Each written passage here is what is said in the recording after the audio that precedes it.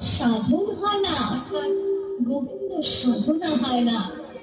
সখীগণ বললেন, বেশ, তাহলে আমরা 5 আনা দেব হে, 5 আনা দেব হে, সখীগণ বললে 5 আনা দেব হে,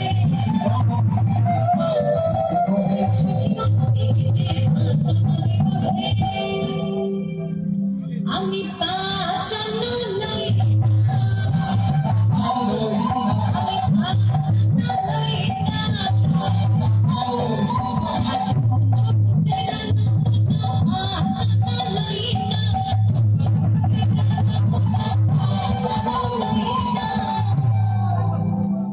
ঘাটে যে পঞ্চভূতের নৃত্য আসে না, কিন্তু কি এই পঞ্চভূত?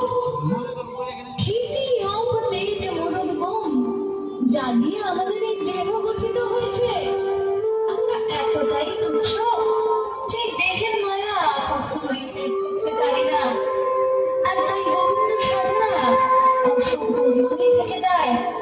গোবিন্দ বললেন, এই পঞ্চভূতের তো ঘাটে নিত্য আসা যাওয়া, এই দেহ আজ আছে কাল নেই, তাই কিসের মায়া? সখীগণ বলেন, বেশ, তাহলে আমরা 6 আনা দেব। গোবিন্দ